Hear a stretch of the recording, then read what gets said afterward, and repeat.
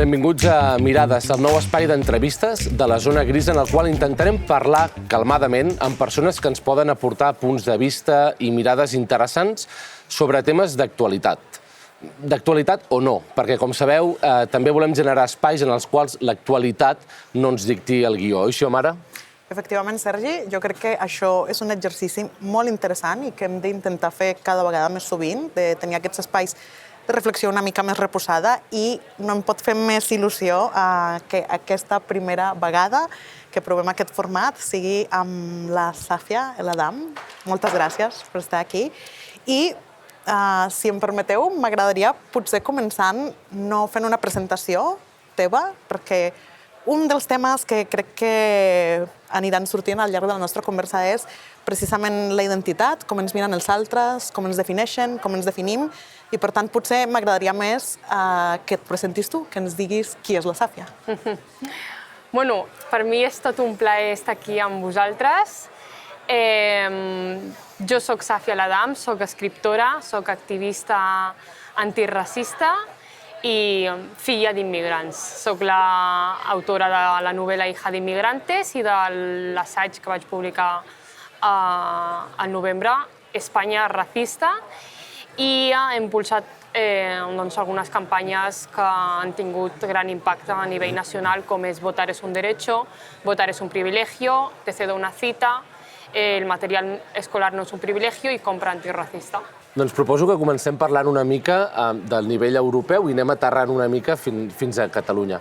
Aquí a la Unió Europea, la legislatura anterior es va aprovar un pacte de migració i asil que ja era bastant dur, des d'alguns grups parlamentaris es va titllar directament de racista, i ara Ursula von der Leyen, la presidenta de la Comissió, el vol reobrir i tot sembla que sigui com per endurir-lo encara més. Es parla de la migració, no? I normalment, quan es parla de migració, es parla d'inseguretat, es parla de centres de detenció, es parla en aquests termes. Creus que Meloni ja ha guanyat el relat a la Unió Europea, que l'extrema dreta ja ha aconseguit imposar el seu marc mental? Jo crec que d'una banda sí, però en tot cas tampoc seria del tot treball de Meloni, sinó que ha sigut com un treball una mica de tots els països europeus que són estructuralment racistes, i si tenim un discurs performatiu als partits polítics espanyols que no són de dreta o d'extrema dreta, o això diuen ells, doncs el que fem és que deixem espai a aquests discursos d'extrema dreta que guanyin molt més terreny, no? I que ho veiem també als Estats Units amb Trump, no? Aquesta decepció amb partits polítics que de cara a la galeria són antiracistes o fan discursos pels vídeos, però no va acompanyat d'una política antiracista real, al final el que provoca és decepció en la població o en les persones migrades, antiracistes, racialitzades, i el que comporta és això, és que les persones deixin de confiar en la política i que vagi guanyant espai l'extrema dreta i aquests discursos d'odi. I si no tenim unes polítiques antiracistes que humanitzin a les persones migrades, regularitzant-les,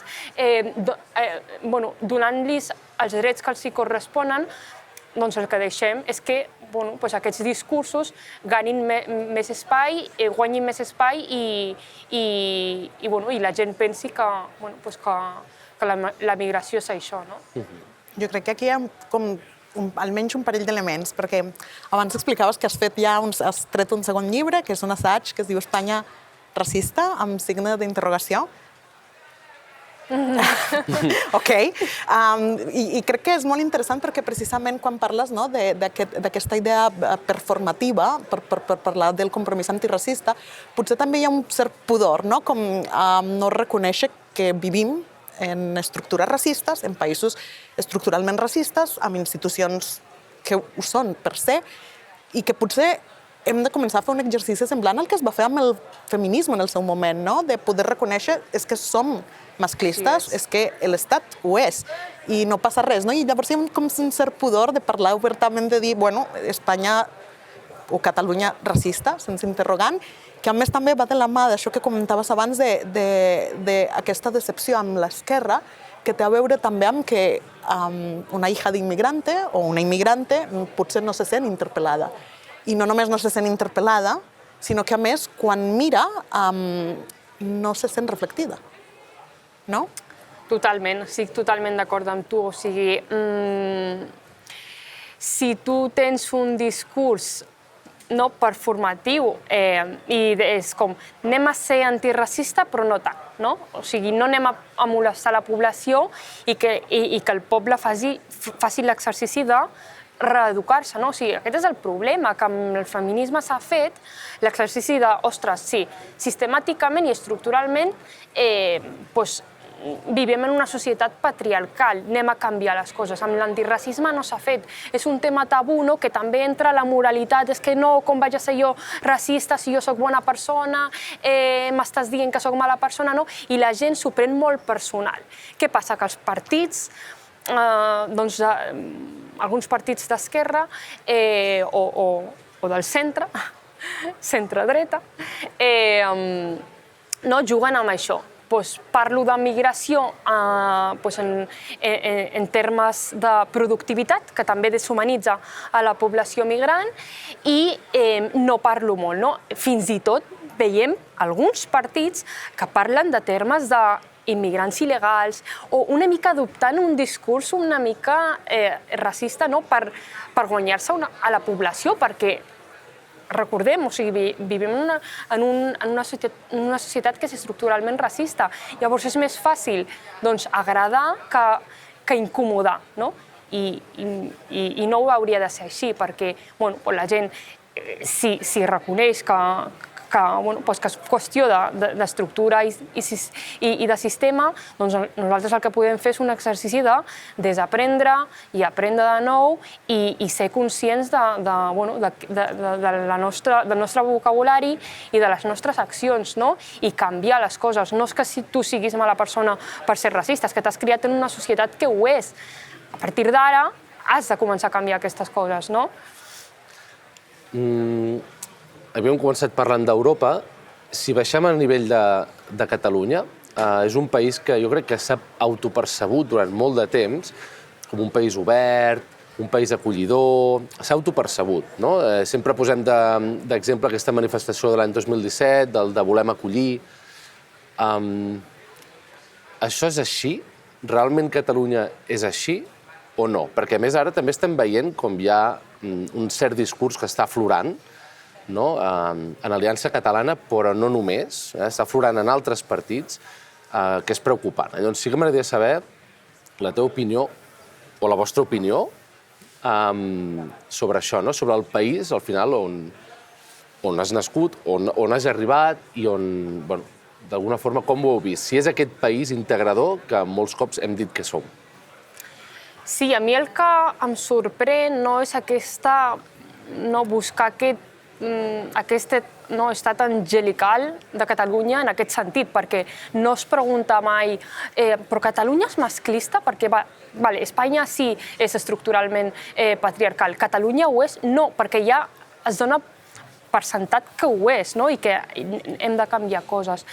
I llavors, en aquest sentit, sí que n'hi havia una esperança, i no només de la gent catalana blanca, sinó de persones, filles d'immigrants, d'unir-se a aquest Catalunya és diferent, intentar desvincular-se d'Espanya per amb aquesta esperança que el racisme només és una cosa d'Espanya, i no és així. No és així, ho veiem amb Aliança Catalana i ho veiem amb altres partits. O sigui, és una societat blanca i estructuralment, sistemàticament, és racista també i té un passat també colonial. I si no fem aquest exercici de ser conscients d'això, no podrem avançar. I els discursos que n'hi ha de persones racistes catalanes és el mateix que els feixistes espanyols, però no es fa aquest exercici, i és molt important parlar-ne per poder arribar a una solució. Jo crec que també, i si em deixes posar com aquí la meva perspectiva personal, també hi ha un punt de que part d'aquest exercici també, per exemple, passa per aquesta consciència individual, no? De reconèixer que tu, o sigui, en aquest cas jo també, he crescut amb estructures que són profundament racistes i que, per tant, també hi ha una feina personal. Per tant, a mi m'agrada pensar, quan parlem de si Catalunya és estructuralment racista, com segurament ho és tot Europa i tot el món, doncs clar, jo també ho soc, i per tant jo no em veig com un altre separat de Catalunya, no? És com Catalunya ho és, i jo també ho soc, i jo soc part d'aquest país, o sigui, jo no soc un altre separat d'aquest col·lectiu, no? Jo soc part d'aquest país i soc part d'aquest procés que s'ha de fer individualment i col·lectivament. I a més, crec que és molt interessant perquè justament quan trenques aquesta idea de l'altre, dones espai perquè aquest tipus d'històries, com Hija d'Inmigrantes, siguin històries també catalanes. Això és una història catalana, la meva història és una història catalana i quan parlem de deconstruir aquest racisme estructural també parlem de la deconstrucció individual i hi ha un punt també de nosaltres és que també som part d'aquest col·lectiu.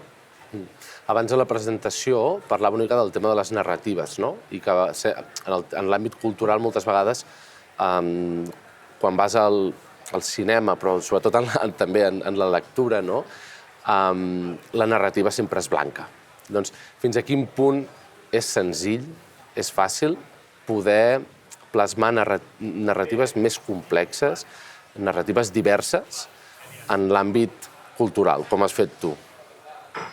Doncs si no n'hi ha directores de cine racialitzades, antiracistes, no es pot plasmar aquesta història. Si no donem espai a persones i veus racialitzades i antiracistes, no podem tenir altres narratives, perquè aquestes narratives que n'hi ha al cinema i a tot arreu són narratives a través de veus blanques que van amb aquest racisme interioritzat i i moltes vegades amb paternalisme. I això és el resultat del que veiem a la tele i a tot arreu. Històries explicades per persones blanques que és todo mal, perquè no n'hi ha una perspectiva antiracista allà. Llavors, des del paternalisme, infantilitzar les persones racialitzades i migrades, criminalitzar, i és això, o sigui, això és el racisme estructural. Si no deixem que les persones racialitzades, migrants, expliquem les nostres pròpies històries i estiguem en aquests espais, no es podrà tenir una narrativa real i que s'allunyi de criminalitzar i infantilitzar la població migrant i racialitzada. Jo no sé també com ho veus, però jo crec que també hi ha un punt que és com, potser és el pas següent, no? Que aquest tipus d'històries, que són històries racialitzades, que expliques en primera persona, també tenen un cert punt d'experiència universal en el sentit que és una experiència humana. Durant molt de temps, al cine també ens ha passat, a les pel·lis i als llibres, durant molt de temps ens han explicat que potser l'experiència de l'estereotip d'home blanc heterosexual eren experiències universals. Que segurament hi ha una part d'això que és universal en el sentit que és molt humà. I jo crec que també hi ha un punt d'aquestes històries racialitzades que també han de poder tenir aquest caràcter com universal, de dir, al final és una qüestió molt humana, de la mateixa manera que hem posat la mirada femenina i hem aconseguit superar aquesta idea de les històries explicades per dones són només històries per altres dones, no? Són històries que també tenen un valor universal, que al final connecten amb coses molt humanes i que tenen molt a veure precisament amb humanitzar l'altre. Amb humanitzar, totalment, perquè si es fa des del paternalisme o des d'una mirada blanca, on es tendeix a la típica narrativa de sempre. O criminalitzem o anem a endiosar. O som molt dolents o som molt bons. Hem de ser heroïnes, héroes per poder mereixer aquests drets. Moltes vegades veiem a les notícies una persona africana ha salvado a un niño de un incendio, le han regalado la nacionalidad española. Bueno, no s'ha d'arribar a aquest punt, i la cultura, el cinema és molt important, aquesta humanització de som persones, tenim les nostres contradiccions, tenim els nostres errors, podem tindre una vida normal, no? O representar-nos una vida normal, fent el que prenent un cafè en la platja, o el que deia la Yolanda Sey, jo vull anar passejant per la costa i ser una persona negra fent de catalana i ja està, no fent de prostituta o el típic paper que tenen les dones migrants o els homes migrants en el cine. O ets traficant o ets manté i ja està, i són moltes altres coses. Sí, això que has dit crec que és superinteressant perquè hi ha aquest punt del dret a poder explicar altres històries també que no tenen res a veure amb l'experiència de ser filla d'emigrant o d'haver emigrat, que no tenen res a veure amb això perquè a la vida fas moltes altres coses i tens molts altres interessos i moltes altres capes. I després has tret una cosa que crec que ja ha sortit al debat polític a Catalunya, aquesta idea de guanyar-se els drets. És una mica molt perversa. Sí, mira, ahir quan anava a fer una xerrada en una escola d'adults, ho parlàvem amb el profe i estàvem parlant d'una pel·lícula que ha sortit i que, una paternalista, no? Tracta de persones afrodescendents, africanes migrants, i és el típic, la pena, buscar tot el rato, perquè estan com pensades per un públic blanc, no? Doncs el que volem és plorar i ja està, no? Sentir aquesta pena i buscar que, no, és que pobrets han passat per moltes coses, mereixen, i no és així, no? Necessitem històries i, va sortir exemple de que el llibre, per exemple, l'Unja roba un llibre d'anglès. L'ha robat. És una cosa que passa, que és una nena que ha fet això i no passa res. O té un tiet que té idees masclistes. Normalitzar aquestes coses. O sigui, no mereixem drets només perquè són persones pobrecites, hem de ser heroïnes i llavors sí que mereixem ser tractades com humanes. No, és com dic sempre, el masclisme és una qüestió universal. Nosaltres també podem tenir idees masclistes i ser tractades com humanes, o tenir els nostres drets i treballar-nos el nostre masclisme interioritzat i no passar res. No per això que és el típic discurs del femonacionalisme que moltes vegades s'apodera fins i tot partits d'extrema dreta com Vox, és que ells són peores machistes que nosotros. No, per què? Perquè és marró o negre? No, saps? Abans parlàvem del tema de les identitats, no? I la identitat de migrant, a vegades també sempre s'hereta de pares a fills, encara que hagin nascut, en aquest cas, per exemple, a Catalunya, no? Abans també ho parlaves de la presentació del llibre. I parlem de migrants de segona, de tercera generació, de quarta, cinquena, fins a quin punt hem de parlar de migrants de no sé quantes generacions? És a dir, quan això acaba? Quan un deix de ser migrant o quan el tataranet deix de ser migrant? Clar, depèn del color de pell, no? Com l'altre dia em passava que preguntaven d'on ets, dic, aquesta és boníssima, però no, i després quan contestes diuen no, però de veritat. Sí, però és que m'ha passat aquí, o sigui, d'on ets, de Catalunya, tal. No, però és que tus rasgos no són muy europeos. Clar, si tenim aquesta idea de que ser europeu, ser català o ser espanyol és blanc, cristià o ateu, doncs tenim una idea molt equivocada. Llavors està este qüestionamiento de, no, de veritat, d'on ets tu? Perquè no s'accepta la idea de que hi ha persones racialitzades que som espanyoles i catalanes. I ser espanyol i ser català avui en dia, potser fa 100 anys no era així, però avui en dia té moltes cares, moltes, totes les que et puguis imaginar. Per això també jo crec que és tan interessant el poder dir tu, no? Hi ha un punt autodefinició que és molt important al final, no? Aquest poder dir no, sóc jo qui em descric a mi mateix. Clar, és que es barregen moltes coses. Es barreja la religió amb la ètnia, amb la nacionalitat, i és com no... Bueno, jo puc ser espanyola, però soc amazic, puc ser musulmana, però de sobte és com que quan et surts la típica idea de persona blanca, atea, cristiana, ja deixes de ser espanyola o catalana.